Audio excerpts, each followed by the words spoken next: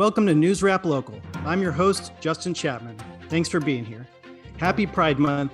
After providing a few brief updates on this month's local stories, we'll speak with our guest, Laura Rubio-Cornejo, Director of Pasadena's Transportation Department.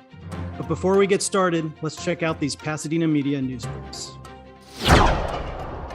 PUSD Board of Education President Dr. Elizabeth Pomeroy delivered the district's State of the Schools 2022 address on Tuesday, May 17th at the McKinley School Gymnasium.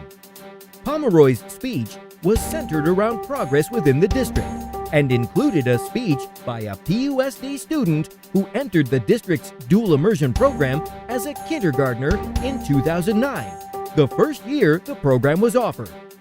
Prior to delivering her speech, Dr. Pomeroy told Pasadena Now, "We're going to talk about student achievement. In particular, some landmarks will be revealed, special things that we have accomplished in these 2 years of pandemic, and when there were disruptions in the district. But PUSD was forging ahead through all those 2 years. The Pasadena City Charter requires that the President of the Board of Education present to the public by May of each year a State of the Schools address. This year's address also featured student performances and Spanish and ASL interpretations." On Saturday, June 18th, Dina Juneteenth 2022 will be celebrated in Altadena with a day full of events and live music. Local nonprofit organization My Tribe Rise is partnering with Music Changing Lives to bring live entertainment to the event. Juneteenth 2022 will also feature a Kids Community Fun Center and activities including arts and crafts and yoga. A number of food and retail vendors will also join the event.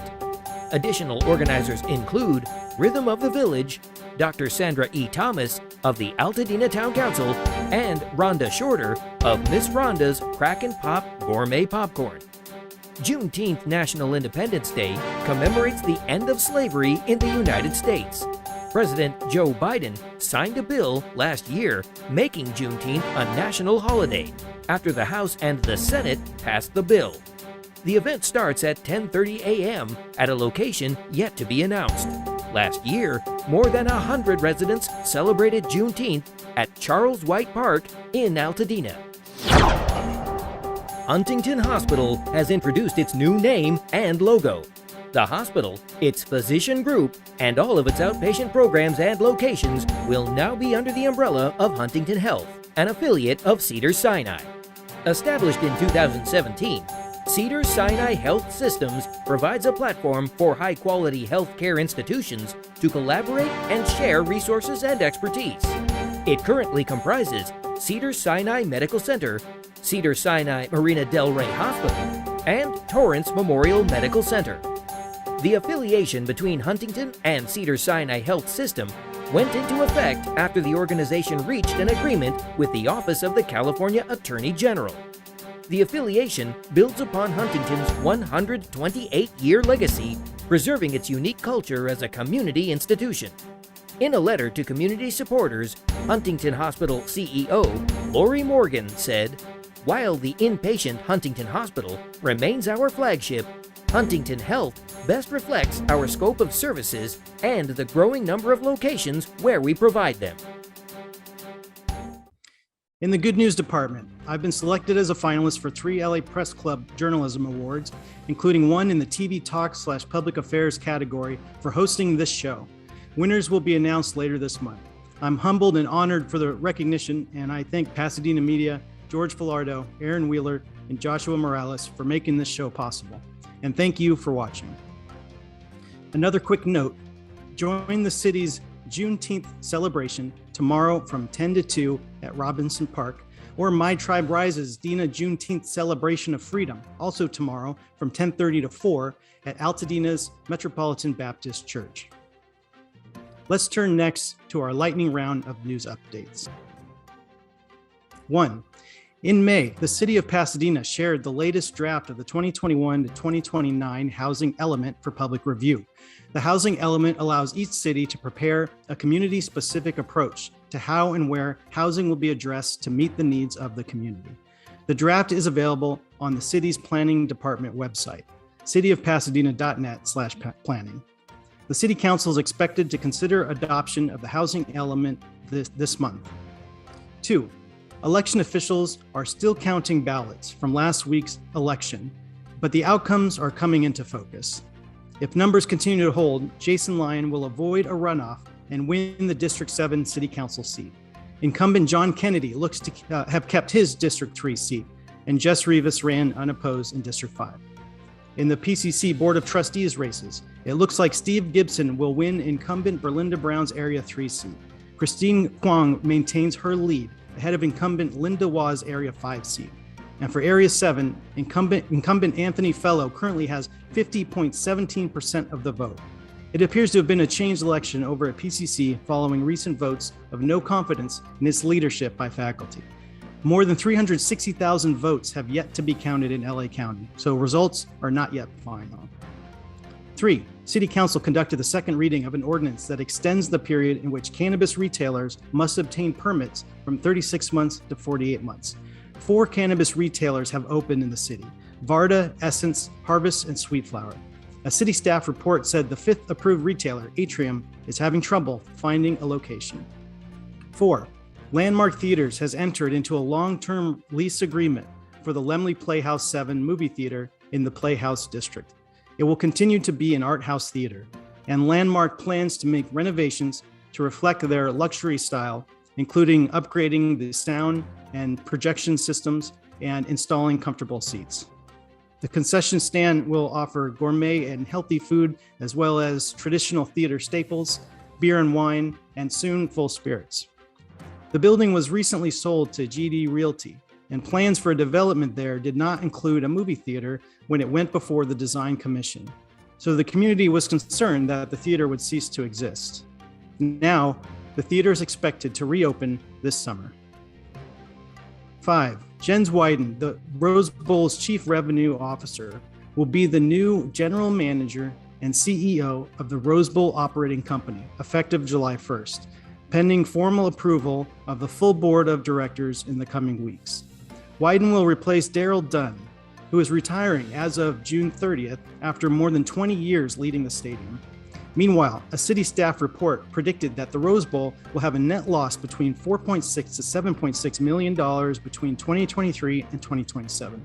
City Council voted to pursue revenue-generating opportunities, including a family golf center, 210 freeway sponsorship signage, a potential citywide tax on paid parking spaces, a potential increase of the transient occupancy tax, and other opportunities.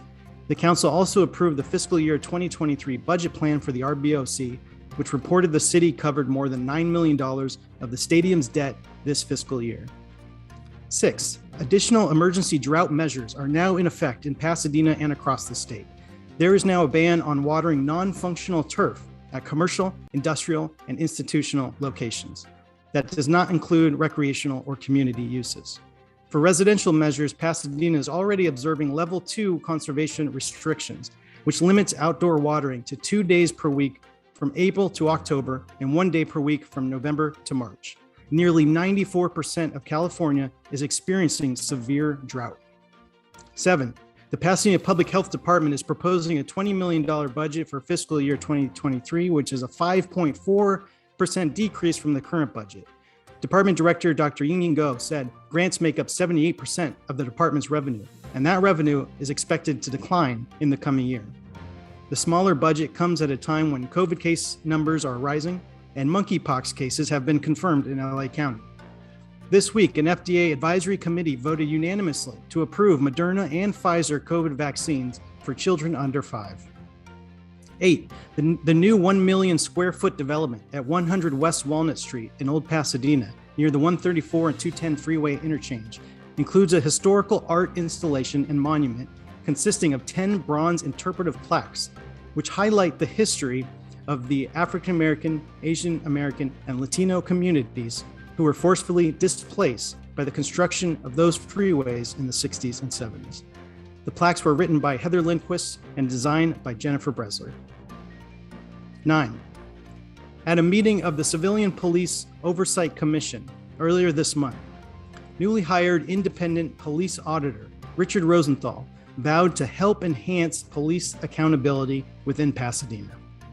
He released an audit plan for 2022 to 2023, detailing his goals of assessing Pasadena Police Department internal affairs files and use of force investigations from June 2021 to this month, submitting a report on this in January, and monitoring monthly meetings of the police's use of force board. He said that he and the commission will have to do, quote, a bit of a restart after the previous police auditor abruptly left the position earlier this year. Meanwhile, July 1st is the deadline to apply for the police chief position, which will be chosen by the next city manager. City Council interviewed city manager candidates earlier this month. Also, City Council conducted the first reading of an ordinance requiring the department to obtain approval from the council before obtaining military equipment. And 10. The city has been working on designs for the Colorado Street Bridge Barrier Enhancement Project for more than a year to both prevent suicides and protect the bridge's historical character. But so far, no consensus has emerged on any single design option presented. Community input on 4 new concept designs by several local architects will be gathered soon, and then the options will be presented to the Historic Preservation and Design Commissions and the Public Safety Committee later this year, before going back to City Council. Let's patch in our guest, Laura Rubio-Cornejo. Thank you so much for coming on the show. Hi, thank you for having me, Justin.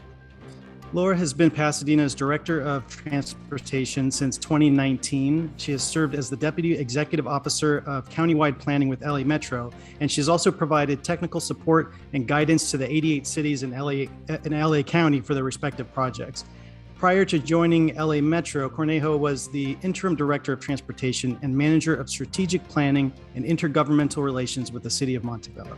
So, Laura, can you start by giving us a very brief background explainer on the so-called 710 stub, and then where do we stand right now in terms of the state relinquishing that land? So, Justin, the history of the 710 stub goes back decades, 50 years in the making for the city of Pasadena to get to the point where we are now. Several years back, the Metro Board of Directors, along with Caltrans, decided to move in the direction away of building the freeway and moving towards a transportation system management program. And that really opened the opportunity for the city to start thinking about what other options and opportunities there are to move people through the city and connect them with the regional freeway system beyond just a freeway.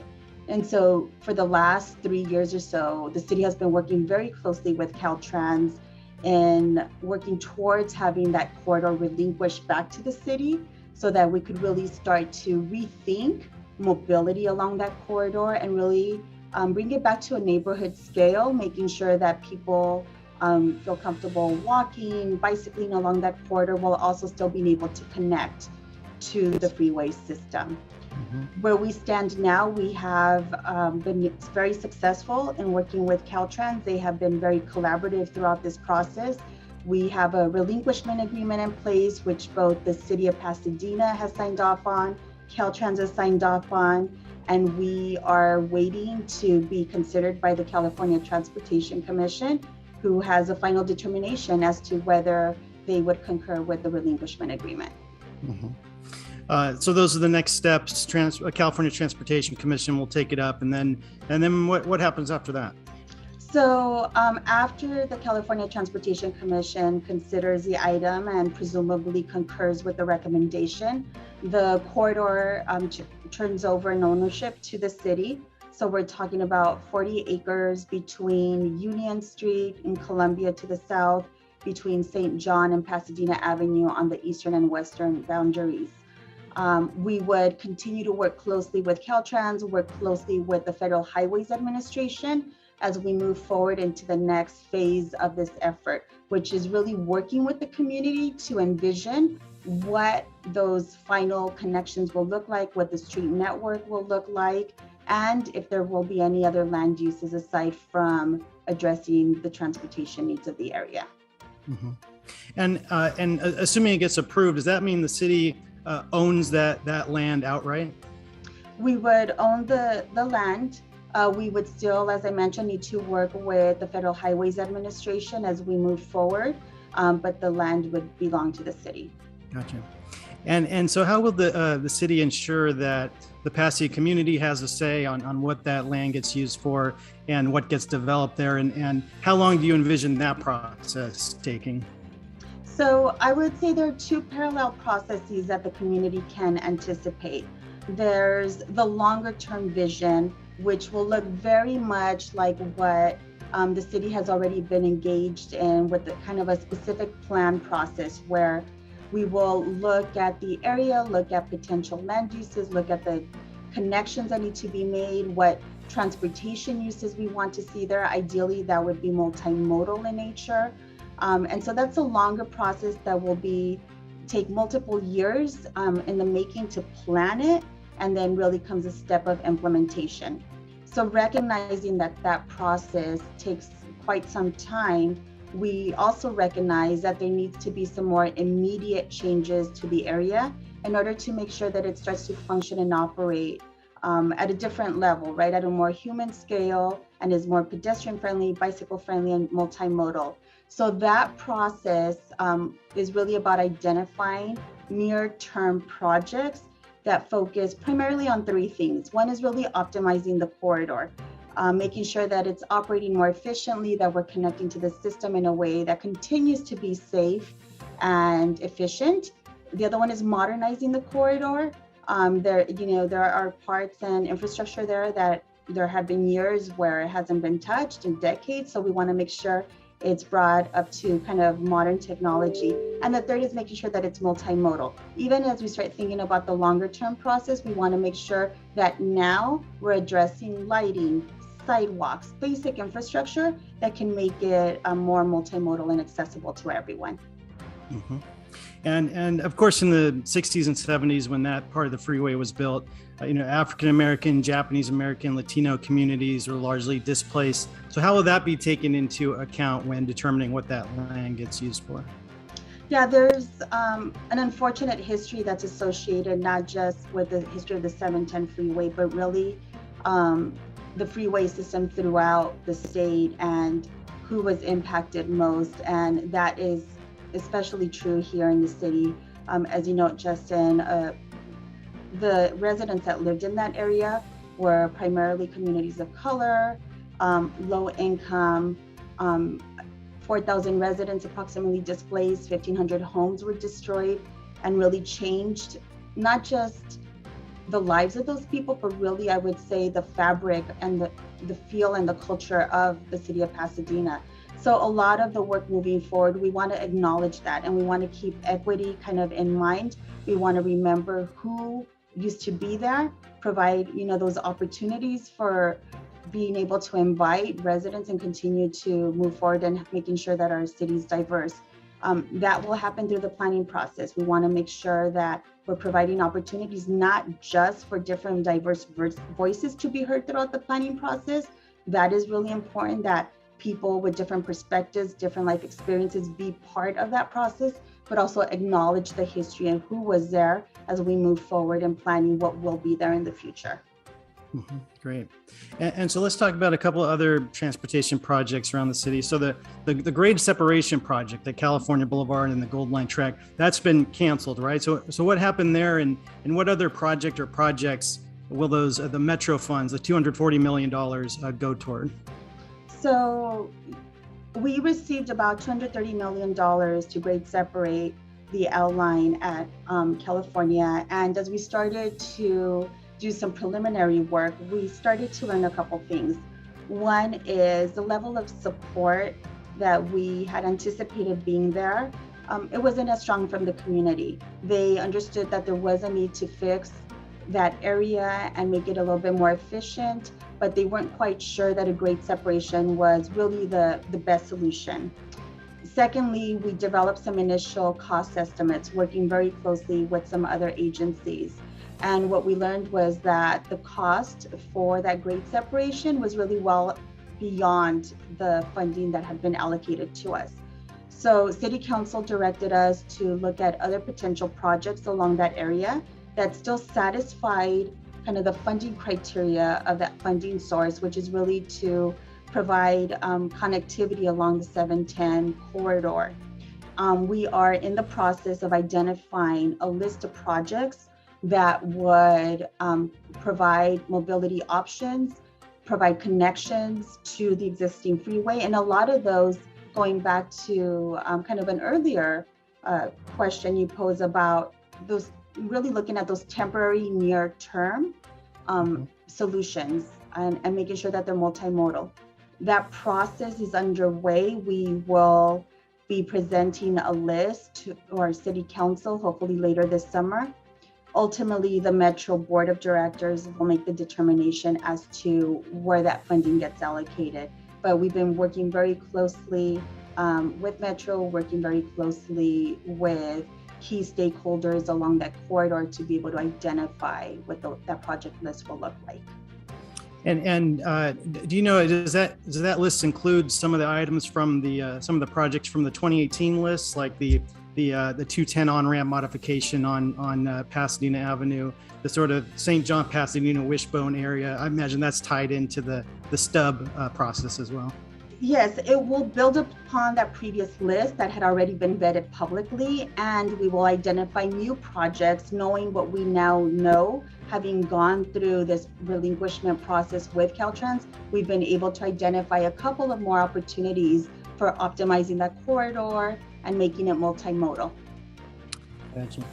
And switching track a little bit, how is the city's transportation department, how does it keep climate change and energy efficiency in mind when it's doing its work? I would say that transportation, that is at the core of what the transportation department does. One of the benefits of having a transportation department that really is multidisciplinary is that we approach everything from a multimodal perspective, whether it's transit, parking, vehicles, bicycles, pedestrians. It's all within the transportation department, which is rather unique in my experience. But what that means is everything we approach it through a multimodal lens, really looking at, are there opportunities to provide mobility options for individuals and being able to provide those, making them efficient so that individuals have an option to not drive and really take another mode should they choose to. But that, people choosing to take another mode really is dependent on making it efficient, making it safe. And so everything we do is really kind of through that lens. And so does that include complete streets as well? Is that part of the vision? Complete streets is part of that, absolutely. Making sure that we are providing multimodal solutions, but also respecting and recognizing neighborhood character, making sure that whatever multimodal solutions we're proposing acknowledges what that street looks like, what would be appropriate at what scale. That is very much a part of the work that we do. And I just saw that the proposed budget for the transportation department came out. So what are the priorities in that budget? So if you saw the budget, you saw there's a long list of projects. So lots of important things going on there. I would say in the near term, very excited about finally being able to deliver the city's first cycle track. This will be along Union Street between Hill and Arroyo Parkway, connecting to the L line. Very excited about, the state-of-the-art bicycle infrastructure. We are also in the final stages of finalizing a pedestrian plan where we will identify 10 corridors to be prioritized for pedestrian safety improvements throughout the city. So really excited about moving that forward. And then on the transit front, securing funding for a transit operations and maintenance facility is really key in order for us to be able to start transitioning to zero emission buses. And so being able to get a transit facility constructed is also at the top of that list. Great. Well, Laura, thank you so much for coming on the show. I really appreciate you taking the time and to speak with us about your work at the Transportation Department. Great. Thank you for having me, Justin. It's been a pleasure. All right. Take care. Before we go, here is this month in Pasadena history. It was this day in 1952 when rocketry pioneer Jack Parsons died of an explosion in a coach house behind a mansion on South Orange Grove in Pasadena. His groundbreaking work in rocketry helped lead to the founding of JPL and helped make space travel possible. But he was also a disciple of Aleister Crowley, the controversial occult leader who called himself the Beast 666 and practiced sex magic. I've written a new 3-part series about Jack Parsons for Pasadena Now. The first part, published today, examines whether the explosion that killed him was an accident, a suicide, or a murder. The second part explores his breakthroughs in rocket science and how he and Frank Molina from Caltech played key roles in the founding of JPL and the American rocketry program. But federal investigations ended up dismantling their careers and robbing them of the credit they deserve. The third part looks at the occult world of Jack Parsons and his double life. Stay tuned for parts 2 and 3 in the next couple weeks. Thank you all so much for joining me for this episode of NewsRap Local. Tune in every third Friday of the month at 5 p.m. Learn more at pasadenamedia.org and justin-chapman.com. Sign up for my monthly email newsletter to get updates on my work by visiting justinchapman.substack.com. See you next month.